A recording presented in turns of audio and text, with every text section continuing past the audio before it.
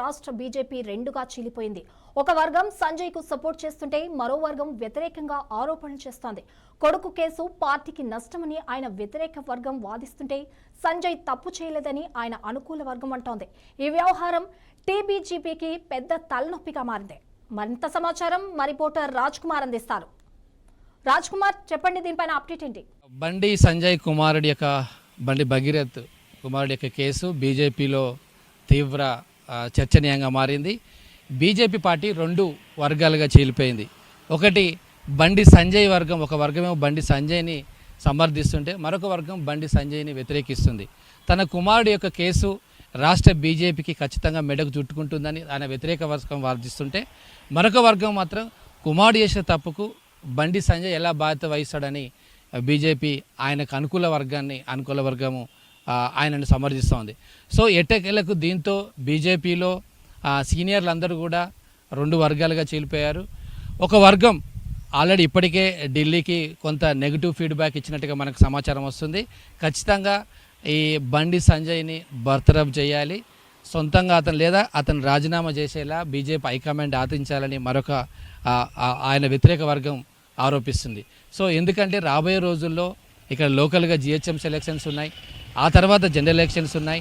ఇప్పటికే Congress party BJP రెండు కలిసిపోయాయి. రేవంత్ రెడ్డి సర్కార్ బీజేపీకి ఈ బండి భగీరథ్ కేసు విషయంలో బండి సంజయ్కి రేవంత్ రెడ్డి సపోర్ట్ చేస్తున్నాడని బీఆర్ఎస్ ఆరోపిస్తున్న నేపథ్యంలో బీజేపీ భయపడతా ఉంది. ఒకవేళ నిజంగా ప్రజలు కనుక దీన్ని ఒకవేళ బీఆర్ఎస్ ఆరోపణలు కనుక తీసుకుంటే రాబోయే ఎలక్షన్లో చాలా ప్రాబ్లం అవుతుంది, ప్రజల్లోకి వెళ్ళము అని ఈయనను వ్యతిరేకించే బండి సంజయ్ని వ్యతిరేకించే వర్గము హైకమాండ్కు కొంత రిపోర్ట్ పంపించినట్టుగా మనకు తెలుస్తూ ఉంది. అదేవిధంగా ఆయనకు సపోర్ట్ చేసే వర్గం కూడా ఉంది. సో బండి సంజయ్ అనేది ప్రజల్లో చాలా మంచి పేరుంది, కింది స్థాయి నుంచి వచ్చాడు, క్యాడర్ ఉంది, ప్రతి విలేజ్లో ఆయనకు బలమైన క్యాడర్ ఉంది. కాబట్టి ఆయనను కనుక మంత్రి పదవి నుంచి తొలగిస్తే అది క్యాడర్లో ఒక నెగిటివ్ సంకేతాలు వెళ్తాయి అని ఆయన అనుకూల వర్గం వాదిస్తుంది. సో మరొక వైపు ఈయన బండి సంజయ్ కనుక మంత్రి పదవి నుంచి తొలగిపోతే, పక్కకి వెళ్ళిపోతే, ఒకవేళ బర్తరఫ్ చేసినా, రాజీనామా చేసినా, ఏది చేసినా, సో ఆ సీటు కోసం మరికొంతమంది సీనియర్లు ప్రయత్నాలు చేస్తున్నారు. మొత్తం రాష్ట్రం నుంచి తెలంగాణ నుంచి 8 మంది ఎంపీలు ఉన్నారు. కిషన్ రెడ్డి, బండి సంజయ్ పక్క పెడితే ఇంకా 6 మంది ఎంపీలు ఉన్నారు. ఈ 6 మంది ఎంపీలలో ఒక 2-3 అయితే చాలా బలంగా ఆ కుర్చీ కోసం ప్రయత్నం చేస్తున్నట్టుగా మనకు తెలుస్తూ ఉంది బీజేపీ వర్గాల నుంచి.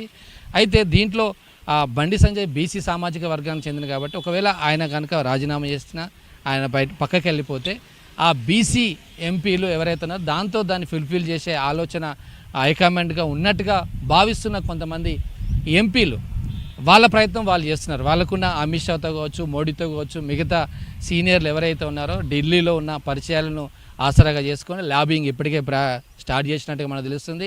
నిన్న రామచంద్రరావు ఢిల్లీకి వెళ్ళారు.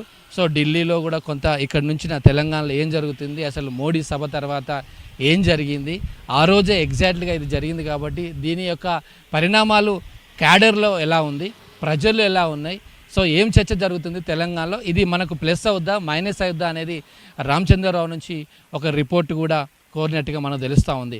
అయితే ఇక్కడ రామచంద్రరావు ఏ రిపోర్టు ఇచ్చాడు అనేది మనకు అధికారికంగా తెలియదు. కానీ సో ఒకవేళ బండి సంజయ్ని కనుక మంత్రి పదవి నుంచి తొలగిస్తే నెక్స్ట్ స్టెప్ ఏంటిది, ఆయనకి ఏదో ఒకటి పదవి ఇవ్వాలి.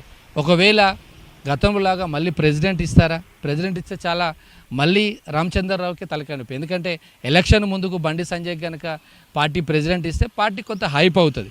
గతంలో ఆయన బండి సంజయ్ని రాష్ట్ర శాఖ ప్రెసిడెంట్గా ఉన్నప్పుడు ఒక పార్టీ ఒక జోరు మీద ఉంది, జోష్లో ఉంది.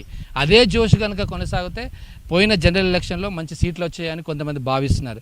సో ఖచ్చితంగా మళ్ళీ ఒకవేళ మంత్రి పదవి నుంచి తొలగిస్తే, ఆయన వ్యతిరేక వర్గం ఒకటి ఆల్రెడీ వాదిస్తుంది, ఒకవేళ మంత్రి పదవి నుంచి ఆయన తొలగిస్తే రాష్ట్ర బీజేపీ అధ్యక్షుడిగా ఆయన నియమించాలని కూడా వాళ్ళు డిమాండ్ చేస్తూ ఉన్నారు. ఒకవేళ అదే కనుక అయితే, ఒకవేళ హైకమాండ్ కనుక ఢిల్లీ పెద్దలు కనుక బండి సంజయ్ని మంత్రి పదవి నుంచి తొలగించి ఎవరైనా ఎంపీకి దాన్ని ఒకవేళ ఇస్తే, ఫుల్ఫిల్ చేస్తే, మరి ఒకవేళ ప్రెసిడెంట్ పోస్టు రామచంద్రరావుకే ప్రాబ్లం వస్తుంది. కాబట్టి దీని మీద రామచంద్రరావు కూడా చాలా జాగ్రత్తగా కేంద్రానికి అనగా ఢిల్లీ పెద్దలకు సమాచారం ఇచ్చినట్టుగా తెలుస్తూ ఉంది మనకు. సో ఒక వర్గమేమో బండి సంజయ్ని సమర్థిస్తుంటే మరొక వర్గమేమో బండి సంజయ్ని వ్యతిరేకిస్తుంది. గతంలో చాలా వివాదాస్పద వ్యాఖ్యలు చేశాడు.